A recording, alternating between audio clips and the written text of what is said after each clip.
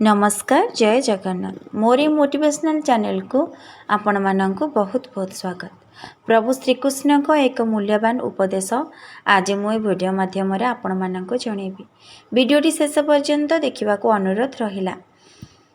धैर्य रख, भगवान सब देखुछंती। आपण केबे एमिति अनुभव करिसंती कि आपण बहुत परिश्रम करूछंती किंतु फल मिलु नाही। लागुचे जेमिति भगवान आपणको देखु नाहांती किंतु भगवान सब देखती। आज आम श्रीकृष्णकर सही अमूल्य वाणी उपरे आलोचना करिबा, जहा कष्ट समय रे आमको विश्वास एवं धैर्य दे थाए। धैर्य रख, भगवान सब देखुछंती। धैर्यर महत्व श्रीकृष्ण शिक्षा। श्रीकृष्ण भगवत गीता रे कहिसंती जे धैर्य ही मनुष्यर सबुठु बड़ शक्ति। विपद समय रे जिए धैर्य हराए नहीं से ही विजयी हुए। कामना और धैर्य। फल पाई व्याकुल न होई कर्म उपरे ध्यान दियो। उचित समय आसिले निश्चय फल मिलिबो। ठीक जेमिति गछ लगाइबा परे धैर्यर सह अपेक्षा कले मीठा फल मिले। उदाहरण पांडव माने निजर वनवास एवं अज्ञातवास समय रे केवल धैर्य बल ही समस्त कष्ट को सह्य करि परिथिले, कारण से मानक भगवान को ऊपर संपूर्ण विश्वास थिला। भगवान सबू देखुचंदी कर्म एवं न्याय। यार अर्थ कौन? यह हेउछि आपण मानक प्रत्येक कर्म हिसाब रे अछि। भगवान सबु कर्मर फल निश्चिंत देवे।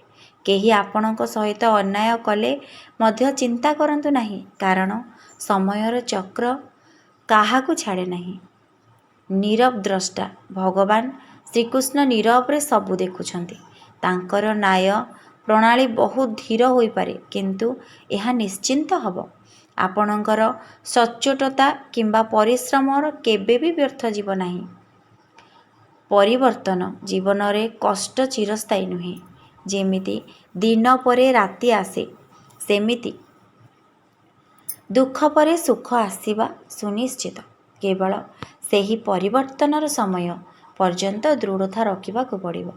निज जीवन रे प्रयोग क्रोध उपरे नियंत्रण। तमे निज जीवन रे एहाकू प्रयोग करि परिबो। धैर्य आपणकू क्रोध उपरे नियंत्रण करिबाकू सिखाए। जिए शांत रुहे से ही सठिक निष्पत्ति नहीं पारे। विश्वासर शक्ति सबुठारु मजबूत। सबुबले मने रखंतु जे भगवान आपणकू एते कष्ट देउछंती माने आपणको भितरे सेही कष्ट को सहिबार शक्ति मध्य भगवान देउछंती।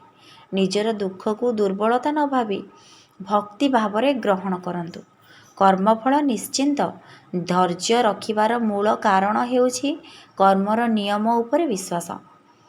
श्रीकृष्ण को उपदेश, तमे तमर कर्म कर, फलर आशा छाड़ी दियो। किंतु यार अर्थ नुहे जे फल मिलिबो नाही। यार अर्थ हेउछि फल पाई व्याकुल न हेबा। जेतेबेले आपण भाबंती भगवान देखु नाहांती, सेतेबेले मध्य न्यायर चक्र चालू थाए। भगवान सबू देखुछंदी एवं ठीक समय रे सबू फल प्रदान निश्चिंत करिवे। केही काहाकू ठकी पारिबे नाही, ना केही निज परिश्रम रु वंचित हेबे। सबूर फल भगवान निश्चिंत देई थांती। श्रद्धा एवं भरोसा। धैर्यर मूल दुआ हेउछि भगवान को ऊपरे अटल विश्वास। जिए सर्वदा मते स्मरण करी तार कर्तव्य करे, मु तार योगक्षेम वहन करे। दुख किंबा अंधार समय रे ही भरोसार प्रकृत परीक्षा होई थाए। धैर्य रखिबा माने एही विश्वास रखिबा जे आपण जेउ रास्तारे जाउछंती ताहा कष्टकर हेले मध्य सर्वशेष रे सेही रास्ता आपणकू भल जगह को ही नहीं जीव, कारण ईश्वरीय शक्ति आपणक साथी रे अछि। अनेक समय रे धैर्य हराइबार कारण हेउछि अतीतर दुख किंबा भविष्यतर चिंता। श्रीकृष्ण का बाणी जीवनर सबुठारु बड़ सत्य हेउछि परिवर्तन।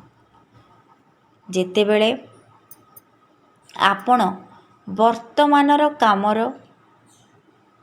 କାମରେ ମନ ଦିଅନ୍ତି ସେତେବେଳେ ଫଳ କେବେ ମିଳିବ ସେହି ଚିନ୍ତା ଆପେ ଆପେ ଦୂର ହୋଇଯାଏ। ଧୈର୍ଯ୍ୟ ଆପଣଙ୍କୁ ଆପଣଙ୍କ କର୍ତ୍ତବ୍ୟ ଉପରେ ଅଟଳ ରହିବାର ଶକ୍ତି ଦିଏ। ଆପଣଙ୍କର ପ୍ରତ୍ୟେକ ଛୋଟ ପ୍ରୟାସକୁ ଭଗବାନ ଦେଖୁଛନ୍ତି। ତେଣୁ ସମ୍ପୂର୍ଣ୍ଣ ମନୋଭାବରେ ସହ କର୍ମ କରିଚାଲନ୍ତୁ। ଶିଶୁପାଳର କାହାଣୀ ଏହାର ଉଦାହରଣ। ଶ୍ରୀକୃଷ୍ଣ ଶିଶୁପାଳଙ୍କର 100ଟି ଭୁଲ କ୍ଷମା କରିବାକୁ ପ୍ରତିଜ୍ଞା କରିଥିଲେ। ଧୈର୍ଯ୍ୟ ହେଉଛି ଏହି 100ଟି କ୍ଷମା। ଭଗବାନ ବାରମ୍ବାର ସୁଯୋଗ ଦେଲେ, କିନ୍ତୁ 100ଟି ଭୁଲ ପରେ ଯେତେବେଳେ ଶିଶୁପାଳ କ୍ରୋଧ ଏବଂ ଅହଙ୍କାରରେ ଭରିଯାଇ 101ତମ ଭୁଲ କଲା, ସେତେବେଳେ ତା'ର ଅନ୍ତ ହେଲା।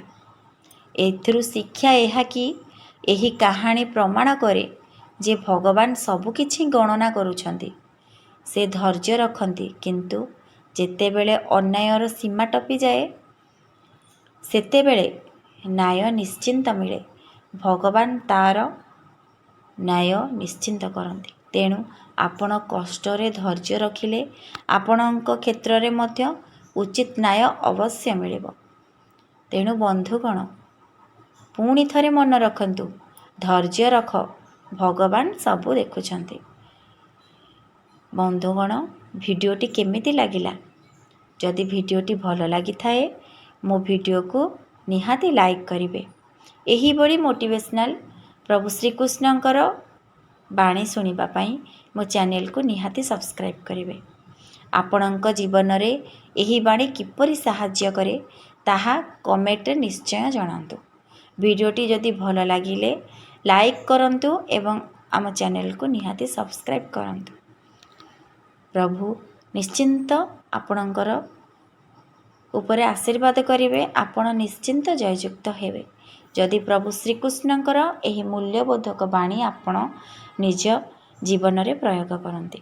ପ୍ରଭୁ ଶ୍ରୀକୃଷ୍ଣଙ୍କର ପ୍ରତ୍ୟେକଟି ବାଣୀ ଆମ ଜୀବନରେ ଅନ୍ଧକାର ଦୂରେଇ ଆଲୋକକୁ ଆଣିଥାଏ। ମୁଁ ପ୍ରତିଦିନ ଏହି ଭିଡ଼ିଓ ମାଧ୍ୟମରେ ଆପଣମାନଙ୍କୁ ପ୍ରଭୁ ଶ୍ରୀକୃଷ୍ଣଙ୍କର ଏହି ମୂଲ୍ୟବୋଧକ ବାଣୀ ଶୁଣେଇବି। ରହିଲି। ଜୟ ଜଗନ୍ନାଥ, ଜୟ ଶ୍ରୀକୃଷ୍ଣ।